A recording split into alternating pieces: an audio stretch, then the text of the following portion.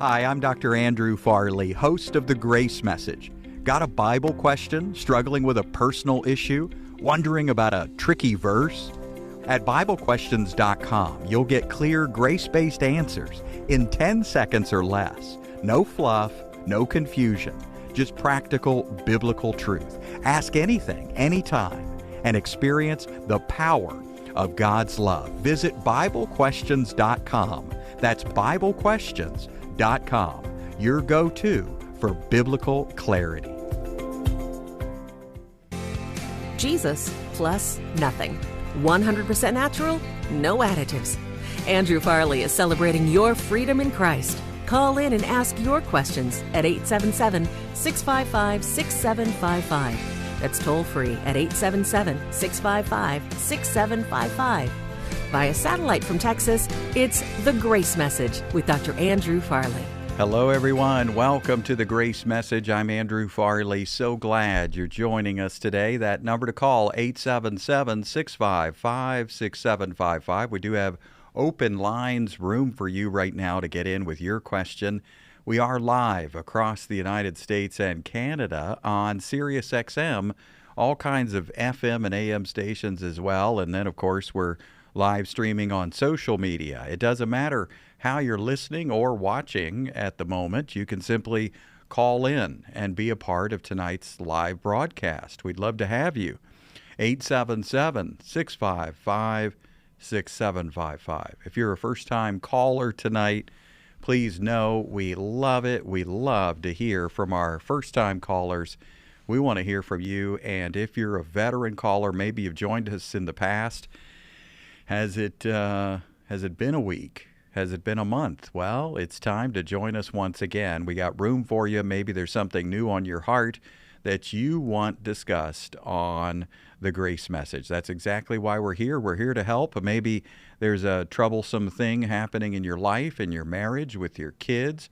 Maybe you're not sure about your salvation or have a question about your relationship with God. Whatever it is, we are here right now for the next 30 minutes taking your calls. I'll give you that number once again, 877-655-6755. Well, we are going to go out to Indianapolis for our first call of the evening. But before we go there, I want to remind you about a very special resource we have this month called Finally Free. It's the greatest message on the planet. What's not to like? Being totally forgiven, freed from the law, completely accepted, and loved no matter what. To be clean and close to God forever as a free gift. Again, what's not to like? But that doesn't seem to be the experience of most believers. Many believers I know are still struggling with guilt and fear, wondering about whether they'll be condemned in the end. They might lose their salvation, they think, or be doomed to have fewer rewards in heaven. We've heard so many things in the Bible Belt that aren't really in the Bible. That's why I'm so excited to put this in your hands this month. It's our brand new resource called Finally Free When Christianity Becomes Good News Again. Remember the promise of Jesus. He said, "My yoke is easy, my burden is light. You're going to find rest for your soul."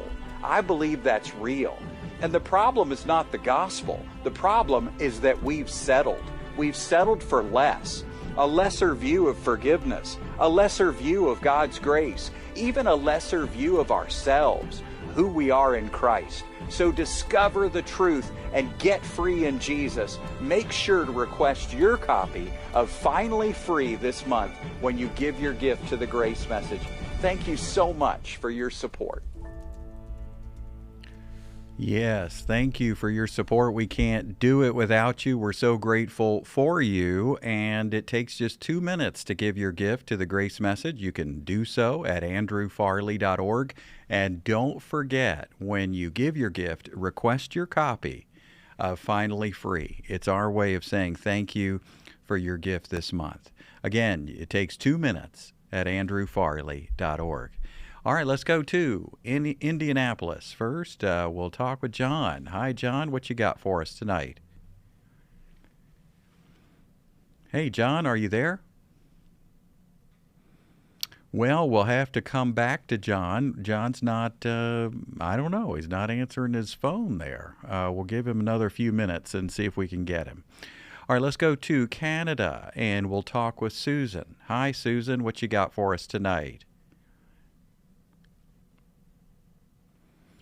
Well, we don't have Susan either. And so that probably means that there's something going on with our phone lines. So I'll let the Oh technicians. no, There we go. Susan, you're there. Go, there. go for it. I'm okay. Thank you, Pastor Farley. I was listening to someone else who brought up a pretty important point, and it's the word fury, but I'm not sure if it's in Daniel or it's not Habakkuk. It's a different one, and it ties in with the epic fury that the United States put on Iran, which is in the old days was known as Persia. And I'd like to know if you could clarify that word fury is actually in Daniel, or if it's in, is it Nahum? Okay. All right. Yeah, I mean, asking me if a single word appears anywhere in in the Old Testament, that's a tough one. I'll do my best, but I thought your question was mainly going to be about the book of Daniel and whether it relates to what's happening right now. I guess here's what I would say about the book of Daniel primarily. You see all these empires rise and fall in Daniel. And there's all kinds of kingdoms, right? Babylon, Medo-Persia, Greece, Rome. These empires appear, and they basically expose the constant pursuit and churn of world power. And so that's what you're seeing in Daniel early on. And then you see this arrogant ruler show up in chapters 7 and 8. And who is that? Well, in my view, one fulfillment of that is that it's likely Antiochus the fourth, and that's in the 2nd century BC. And he desecrated the temple, and he was very much an archetype of the sort of anti-God ruler that recurs in history again and again. I mean, there are lots of rulers that either are anti-God or claim to be a god. Then you have the 70 weeks in Daniel 9, and a lot of people talk about those 70 weeks. I think that's a symbolic timeline that basically climaxes when we see Messiah. And Messiah's work, to his finished work, to basically put an end to the dominance of sin through the cross and through the resurrection, and to bring in righteousness. So, as far as other things in Daniel, you got the king of the north, the king of the south, and there's this back and forth conflict there. I don't think any of this has anything to do with today's headlines. The news headlines concerning Operation Epic Fury in Iran cannot be directly linked to any chapter in the book of Daniel. Basically, the book of Daniel is all about these beastly regimes that come and go, but the big picture is Jesus remains. And that will be true. It was true for thousands of years. It'll be true as long as we exist on this planet. We've got an everlasting kingdom. And as far as that word fury, I mean, I think it's going to appear a number of times. Let's see here. It looks like when you look up in a dictionary of Old Testament words and all of that, well, Daniel uses it, absolutely, in Daniel 11. Habakkuk also, uses the word wrath. That's not the word fury, but it's the word wrath. And then, as far as Nahum, yes, the word fury appears there. But what I would say to that is, I hate to say it, but I would just say, so what? I mean, fury appears in Nahum, fury appears in Daniel, fury appears or wrath appears in Habakkuk. That is not some secret decoder ring that we then take to the battle, the war in Iran, and say, See, it's all happening, just like Daniel said, or just like in Habakkuk. No, we can't take a single word out of the Old Testament, a word like fury, which is expected. The Old Testament is full of wrath and fury and battles and wars, and of course that word fury and of course that word wrath are going to appear. You might find those in some popular novels as well, novels about war. Well, the Old Testament contains all kinds of battles. So it's almost like numerology, trying to find patterns in numbers and coming up with doctrines from patterns in numbers. We want to be careful about a single word and saying, ha ha, I found it, the word fury in the Old Testament. See? Now it's happening. Now it's happening. No, I wouldn't do that. I don't think it's sound theology. And I think we can do better. So I hope that helps as you think things through and talk things through with friends. And thank you, Susan, for trusting us with your question tonight. All right, let's go to Indianapolis, and we'll talk with John. Hi, John. What you got for us? Hi, can you hear me this time? Yes, I can. Okay, awesome. Just wanted to get your thoughts, if you could provide me some advice. So I grew up a Christian, but once I became adult, I started to become very skeptical about what I grew up believing. Yeah. For the past 10 years, I've kind of had this on-off struggle. I have followed you for that amount of time, and I've listened to you on and off, and I'm just been always very skeptical about the Bible and the events that happen in the Bible. But I know I love God, and I just feel like this skepticism that I have is creating a roadblock for me, and I just want to know how to get through it.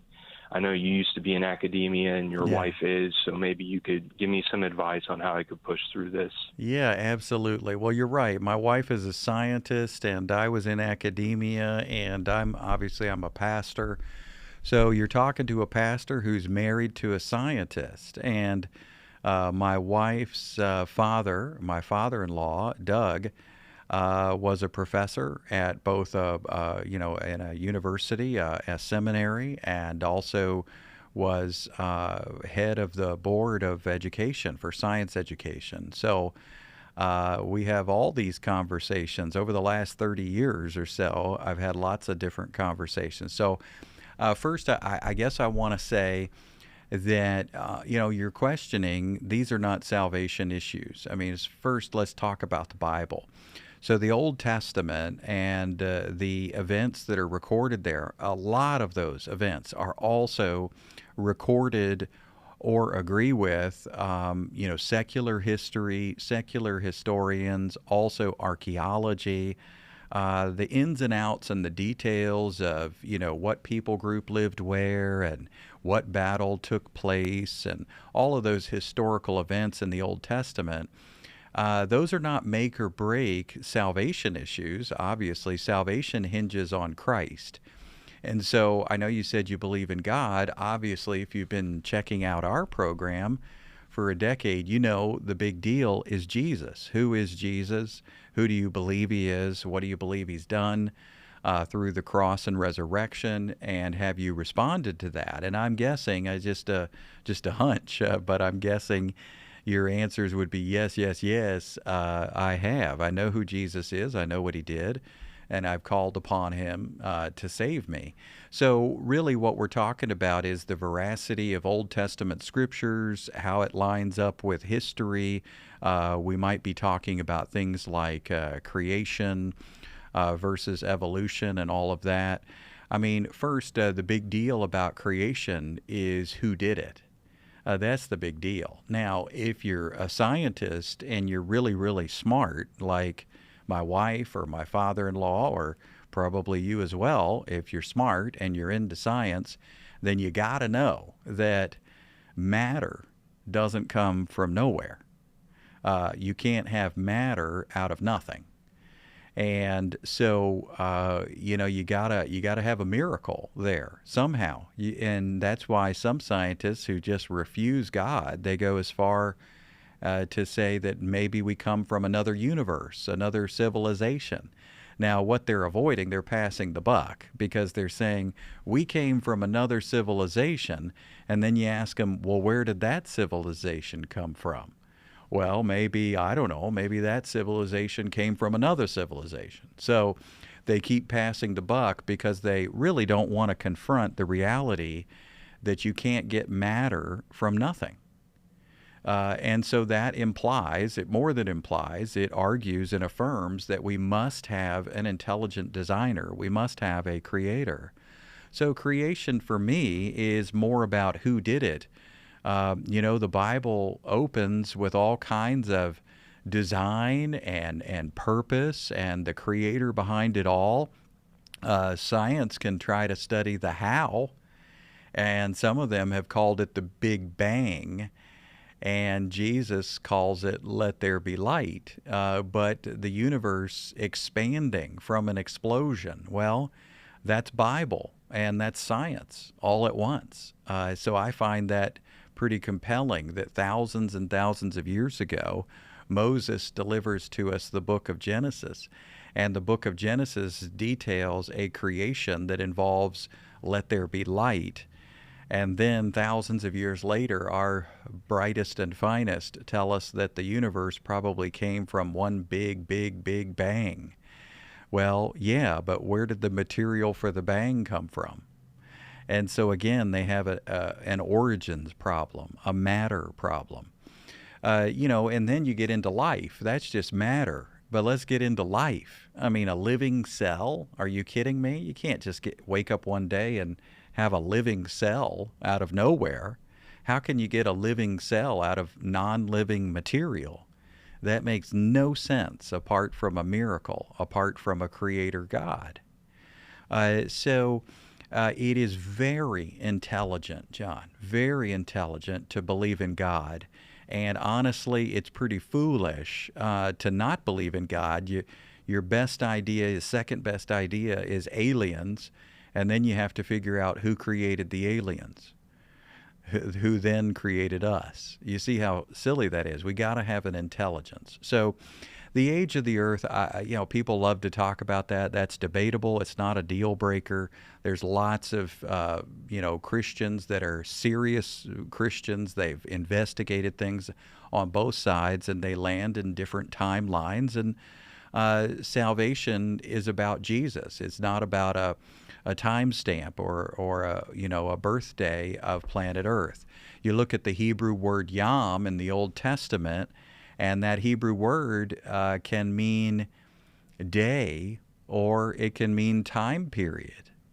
And so, people argue on both sides of that, but you have 7 time periods or 7 days. And, it doesn't say they're all equal either. How do you keep time when there's no revolution of the earth yet? I'm talking about day 1 of creation. How do you keep time if there's no sun and earth going around the sun and earth taking some revolutions there, spinning around? How do you keep time?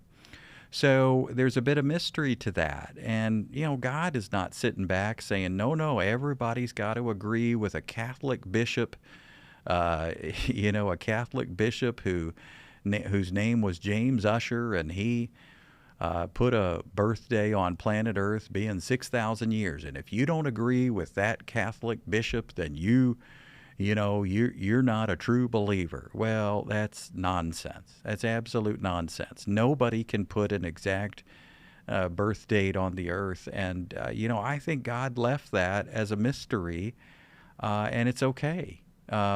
People want to look at the genealogies, and maybe that helps, but there's a lot of gaps and missing generations in some genealogies as well. So, and again, what if you believe that whole first day was thousands and thousands of years? Well, who can tell you you're wrong? You won't find out until you're in heaven. So the earth, the universe, looks old. I mean, it looks mature. And by the way, if you put a scientist in a time machine and take them back to the Garden of Eden, and they meet, let's say, they meet Adam and Eve on day 8. Well, they might get out their legal pad and start taking scientific notes on Adam and Eve and conclude that they are 32 years old. Well, actually, they're 7 days old, maybe. Or, if they were created on that last day, the sixth day, then really the day 8, they're 2 days old. But they look 32 years old.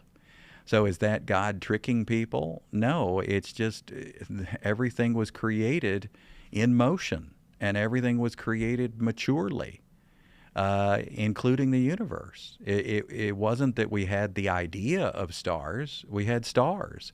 And if the light reached the earth, that means that God took that light and sort of drew it across the sky so that it would reach the planet we live on. Well, normally that would take millions of years for that light to reach Earth. But Adam and Eve could look up in the sky and see starlight. So that's what I'm talking about concerning the maturity of the Earth. So bottom line, science can try to explain the mechanisms, but Scripture is revealing the meaning and the designer and the purpose. Microscopes, for example, they show all kinds of processes, but the gospel and Christ in us and his design for us, I mean, that shows us his heart and his purpose. So I don't think it's, a big deal. I think it's great. I mean, that you're struggling with this, I understand it, that people have made it a big deal, and it has maybe become a guilt trip in some senses. But just please know that God gives all of us permission to think and explore and study and question. But I will tell you that after studying it for decades myself, my conclusion is it's really, really, really smart to believe in God and to believe that he created us and that we're not here by an accident. And it's really, really suspect to just say that we came from nowhere or that we came from nothing. That would take way more faith, because that is basically faith in a silly, stupid notion, in my view.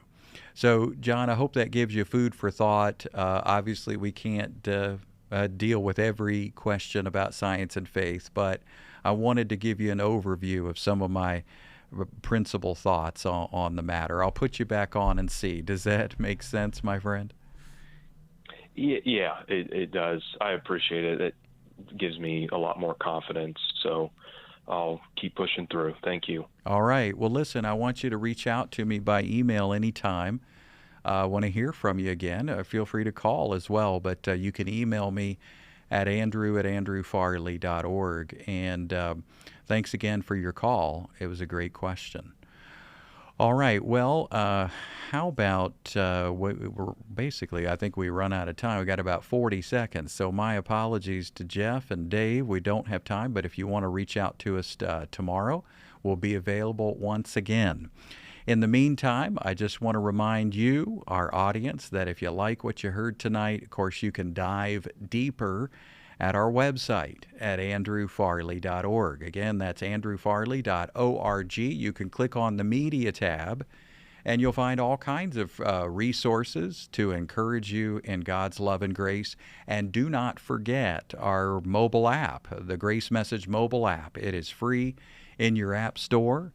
We have already had over 21 million app views and counting. So make sure that you get that app and get encouraged in God's grace. For more information on the broadcast ministry of Dr. Andrew Farley, please visit andrewfarley.org. That's andrewfarley.org. Join us next time as we invite you to celebrate the grace message with Dr. Andrew Farley. This program is sponsored by your generous financial support. Hi, I'm Andrew Farley. I hope you enjoyed today's program. And if you have more questions, whether it's about a Bible verse, a personal struggle, or anything on your heart, BibleQuestions.com is here for you. You'll get clear, grace-based answers in 10 seconds or less. No confusion, no judgment, just practical truth that meets you right where you are. Whatever's on your mind, you'll find real answers rooted in God's love. Visit BibleQuestions.com. That's BibleQuestions.com.